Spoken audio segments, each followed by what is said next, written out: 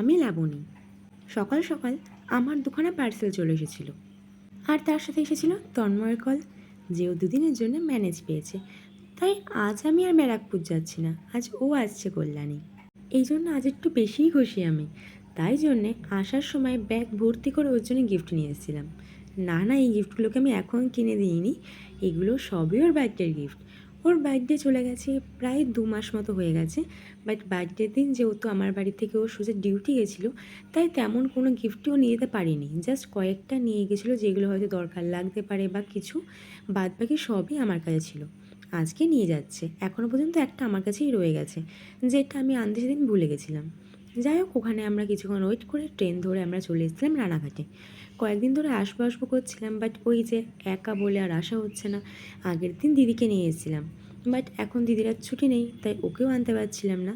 আর যখন তন্ময় ছুটি হয়েছে আমি ওকে বললাম আগে আমার কাজটাই মিটিয়ে আসি, তারপর দেখা ঘোরা যা হওয়ার হবে। এখানে আমরা আমাদের যেটুকুনি কাজ দরকার ছিল সবটা মিটিয়ে এখন এখান থেকে চলে যাব।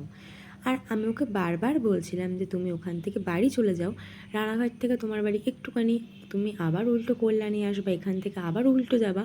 বাট ও শুনছিলই না, কারণ ও দেখা না করে বাড়ি যাবে না। আর আমরা যদি কিছুক্ষণ রানাঘাটে দেখা করি তাহলে ওখান থেকে ফিরতে আমার সন্ধ্যা হয়ে যাবে, সেই কারণে ও আমাকে নাকি ছাড়বে না। বাট এগুলো বেশি বেশি আমাকে সারাদিন বোঝায় আমার এভাবে একা যাওয়া আসার অভ্যাস আছে। বাট ওর এই সময়গুলো একটু ভালোবাসা মানে উতলে উতলে পড়ে।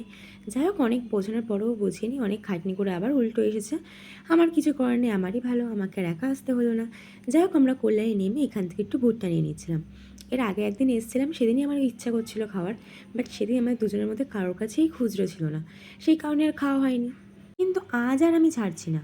এই বৃষ্টির মধ্যে ভুট্টা খেতে কার না ভালো লাগে, তাই আর কি ভুট্টা খেতে খেতে চলে এসেছিলাম আমরা এই জায়গাটায়।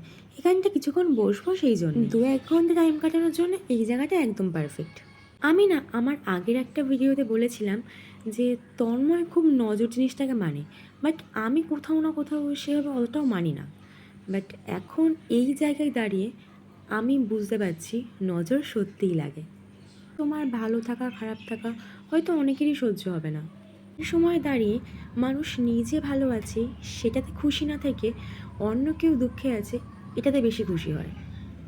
যাই হোক, আগে আমি মনে করতাম যে যা হয় ভালোর জন্য হয়, আর এখন আমি বিশ্বাস করি যে সত্যিই যা হয় ভালোর জন্যেই হয়। তুমি কিছু ছেড়ে আসছো মানে তোমার জন্য অবশ্যই ভালো কিছু ওয়েট করছে।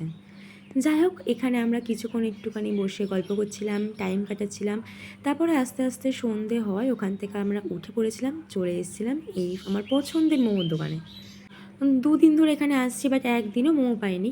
কিন্তু আজকে মোমো না খেয়ে আর যাচ্ছি না, কাউকে বলেছিলাম, কাকু বলছে হ্যাঁ হ্যাঁ আছে, তোরা বস।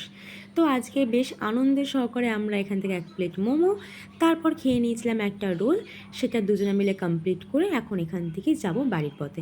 আমি তো আজকে এখান থেকে একটুখানি, ওকে আজকে অনেকটা যেতে হবে। যাই হোক, আজকের ভিডিওটা এইটুখানি, দেখা হচ্ছে আবার পরের ভিডিওতে। তো সবাইকে টাটা।